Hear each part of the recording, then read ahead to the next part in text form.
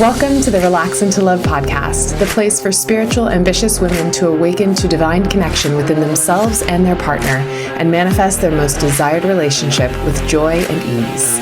I'm Teal Elizabeth, your host, a spiritual love and relationship coach trained in the principles of feminine energy, NLP, and deep subconscious reprogramming. And through this podcast, it is my desire to inspire you on all things dating, relationships, and self-love. Now, on to the show. What is up, ladies? Welcome back. I am super thrilled to be doing another little mini training for you guys today, and we're gonna have some fun with this one.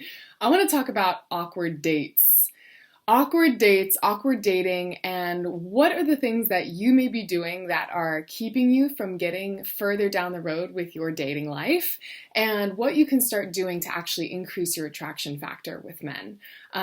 So I was thinking about it. I'm like, okay, how do I want to start this? How do I really want to talk about this? And I want to talk about it by starting with sharing some of my own personal, really awkward dating stories, because let's face it, we've all had those experiences.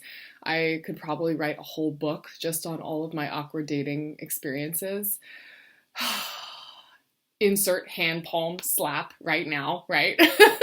But hey, you know what? We all have to go through this experience, and I feel like it's kind of, it's a rite of passage, you know?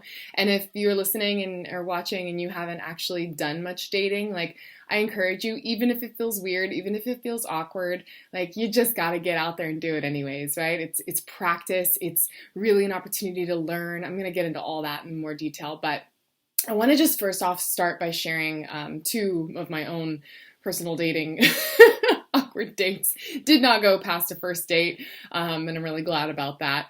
The first one, this was in college. Actually, they were both in college. I went to a college where there were a lot of immature boys. I'm sure that's how most people feel in college. There's a lot of immature boys, you know, and I was feeling mature. I was like, I wanted to meet someone real. I wanted a man, you know, but I didn't see any men around me. So I dove into the online dating world, and I've done the online dating thing for a very long time. And I feel like I got really good at it. But in the beginning, I was just talking back and forth with this guy. We were texting, we were doing all the things that I say, don't do that anymore, right? We were just texting back and forth. We'd gotten, I think, on one phone call, and we decided to meet up. But it was like one of these things where we kept trying to meet up, and it just kept like falling apart. He was living in San Luis Obispo. I was living in Santa Barbara. So it was about an hour and a half drive to meet up with each other. And with our schedules being in college, like, we both just could never connect. And me at the time, being the ambitious go-getter that I am, I was like, okay, like, I really want to meet this guy. He seems really cool. Let me get in there and I'll just do it myself. I'll figure a way. I'll make this happen myself. So I basically was like, hey, let's just meet halfway. It doesn't matter what time or day. I just want to see you. I want to feel and make sure that this is right? So we decided to meet up. I think it was really sporadic, and we ended up meeting up at like 9 p.m. at night. And we chose a halfway point, and the halfway point was literally on the side of the freeway. Like, it was so weird. And we drove off the side of the freeway, because literally I measured it out halfway, because I'm a Libra, so everything has to be fair, you know, and I measured it out exactly halfway, and we met on the side of the freeway. And at 9 p.m., now that I'm thinking about it too, and Mom, if you're watching, I'm really sorry, stupid idiot girl move. We met on the side of the freeway. I saw him from the car. Really ironically, we were both driving the exact same car too. Just like, whoa, a blue Honda Civic. I got out of the car. I went and sat in his car, and we just chatted for 10, 20 minutes, and nothing happened. It wasn't, scary. It wasn't dangerous or anything. It was just really, really awkward. And it was just like, okay, yeah, you definitely are not the one for me. So nice to meet you. I'm going to go home. And then I just drove another hour for 45 minutes back to Santa Barbara, and it was that. So that was extremely awkward. Learned a lot of lessons from that experience, which I'm not going to get into right now, but that was a really bad one. The other one was another online dating experience where we really hit it off, in every way. It was so great. He was super cool. We were just like this, just but we'd never met either, right? And ironically, he also lived in San Luis Obispo. All the good guys are apparently seeming good guys live in San Luis Obispo, but we were connecting and talking on the phone a lot because I learned I don't want to text. I want to talk to them on the phone. So we were talking on the phone a lot, but we'd never met. And we decided to meet up for a hike. And we went and had this beautiful sunset hike, and we were chatting all this time. And at the end of it, like, he leaned in to kiss me, and he kissed me, and it felt repulsive, so repulsive. And it just felt so horrible because everything else was lined up. All the boxes were checked, right? And everything seemed to be working out just fine. But as soon as he went in for the kiss, like, it was just like all the things inside of me were like, no, this is gross. This feels like you're kissing your brother. Like, no. And that was like really, really awkward to have to then tell him afterwards, like, this just feels weird. This feels awkward. This feels gross. I can't. And to have to say that to his face and the little bit of a relationship that we had started was so hard. It's so awkward. So, anyways, those are just a few of my many, many, many stories of some crazy moments. But I just want to remind you that if you've had your own versions of awkward stories in dating, which I'm sure we all have, it's so just a part of the process, but we can start to learn from these experiences, and we can actually start to be more intentional about how we show up and how we choose to date. And as I started becoming more of a veteran of this whole online dating world and just dating world after doing it for so many years and being single for so many years, I started to find out that there was definitely a way to do it right and a way to do it quote unquote wrong, right? That just created a lot of awkward experiences. So I want to share some of these things with you so that you can know that no matter where you're at and what you're doing, we can shift this. We can move you through this, and I've got you. I'm in your corner. So I think the biggest thing that I want to talk about that I really started to learn from this whole process is that dating is so much more about ourselves. Right? It's so much more about how we get to learn about us than learning about the other person.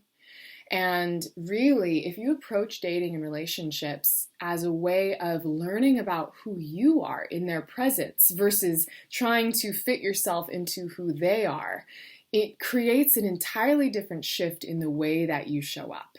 And so I'll give you an example. You know, I remember towards the end of my dating life, as I was starting to date I was dating a few different guys at the same time, but had my eye on the main one, right? The one that's now the main one. But I was dating a few of the guys at the same time, and I had this just realization that it really didn't matter who I was with, as long as I was enjoying my own presence.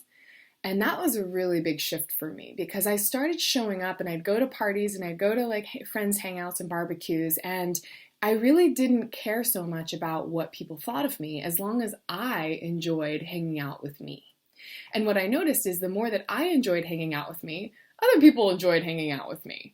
Versus from the past, when I was in more of the early dating stages in college, I was so caught up in like, okay, is this going to work? Who is he? What are all of his credentials? You know, what are checking all the boxes on who he is and where he's at and what he's doing with his life. And it kept me so much in my head, and it felt very transactional in the interactions.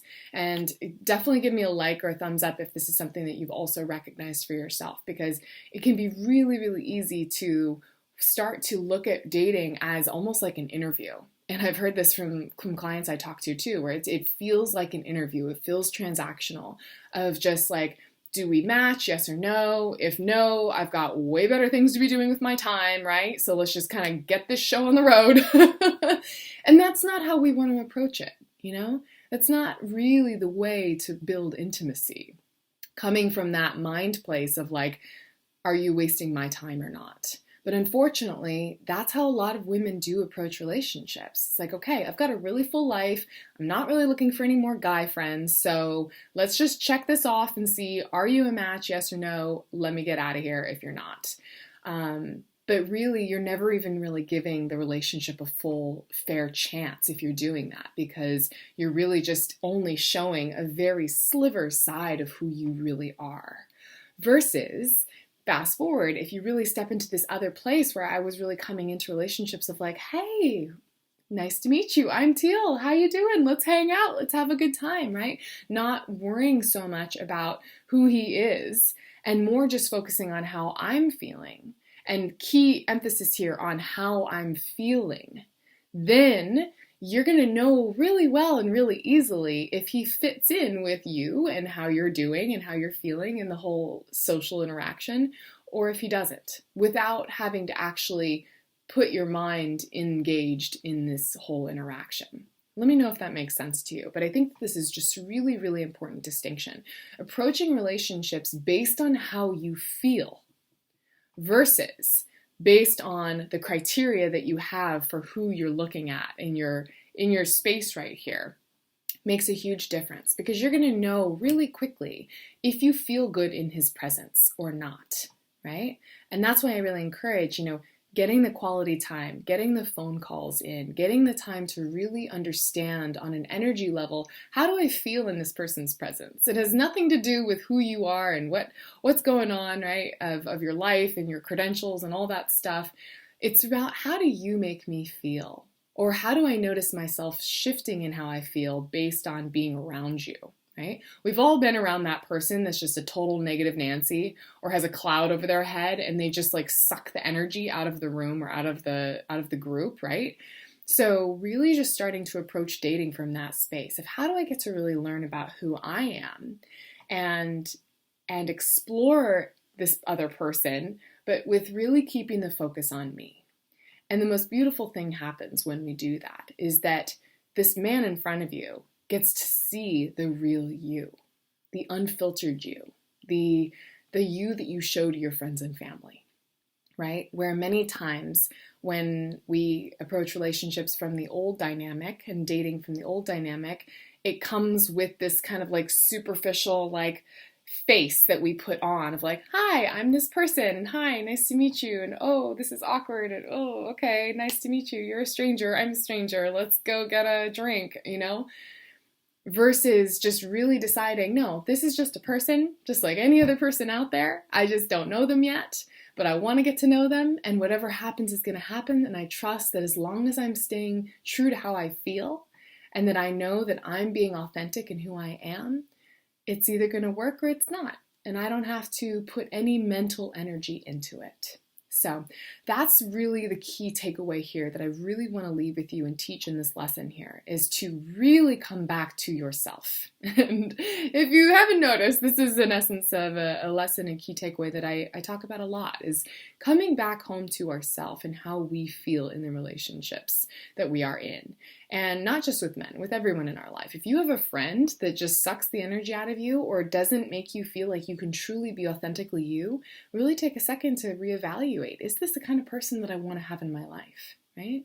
Is this the kind of relationship that I want to be cultivating and building that allows me to continue to have a really sustainable, healthy friendship? It works so much better when we just truly choose to allow ourselves to be ourselves 100% authentically. And I also just want to pause here and say, to kind of go on to the other part, which is, what if you don't feel authentically comfortable being yourself, right? And this is something I know a lot of women battle with and come to me to work on, is I feel unsafe being myself. I don't feel comfortable. I don't trust myself. I don't know what it looks like to be myself. I've never given myself the chance to be fully expressed as myself. What if people leave me if I be myself, right? I totally get you, girl. I totally get you. And this is a very, very common thing that I think a lot of women struggle with. We put ourselves into these boxes and confine ourselves to being a very small version of ourselves because that's what's quote unquote acceptable, right? Or what our parents tell us we need to be, or what we feel only safe to be. And this is something that is really important to just recognize and to start to break free from, because that can be a very constricting way to live and really confining, in suffocating your heart, not letting your heart breathe, right? Because you can't really show your heart to men, to a man, to friends, to family, if it's locked away in this little box of what's quote unquote acceptable for you to be, right? It's not going to work. It's not going to work. It may work for the short term, but over the long term, it's just going to end in you feeling resentful or angry or diminished. And we don't want that, right? We're in this for the long haul. We're in this for the full, sustainable, happy future you and Mr. and Mrs. You, right? So the first thing before really allowing yourself to be that authentic you in front of a man and testing to see if he can handle it or not, right, is making sure that you feel comfortable truly being you. And I just want to say, like, if you're in any of these places, I totally get you, girl. And I have so many amazing resources. And actually, I just wanted to share too that next week I'm going to be unveiling a whole brand new, huge, full training that I'm going to be offering, a full live training that I'm calling the 3 critical mistakes that women make when trying to attract the one. And I'm super thrilled to be sharing this because I've just been really deep diving into all of the common day mishaps that women tend to fall into without even realizing it, right? And starting to actually uncover those truths and share with you how you can shift out of that and start stepping into this woman that I've been speaking about, this high quality, high class woman that is authentic, that is confident, that is really, truly the purest essence of you. Right? So definitely stay tuned for that. I'm going to be releasing that very soon. You can let me know if you want details of that and I'll send that over to you. But for now, I just want you to really just take a second to really ask yourself, are you living a sheltered version of your own experience? Do you feel safe? Do you feel comfortable in being the authentic you? And if you do, start playing with this and giving yourself permission to just be her 100% when you go out on dates without overthinking it, without trying to fit into what the man's thinking or what he wants, just being you, and notice the difference and notice the shift. And as always, write back to me and let me know how it goes. Talk to you soon, babe. Thanks for tuning in to another amazing episode of the Relax into Love podcast. If you are loving what you're hearing, please, I would love for you to write me a heartfelt review. It means so much for the success of this podcast. And honestly, I love hearing what really hits home for your soul. And the feedback, really, I read every piece of it. So definitely pop me a love note and share this with a friend. Share this with someone who you know could really use this message today. And let's keep spreading the love. Until next time.